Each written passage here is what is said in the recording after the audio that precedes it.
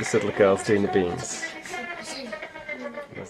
I tucked up for the night, fully dressed and under all my blankets because it's absolutely freezing in the Andes and there's no heating.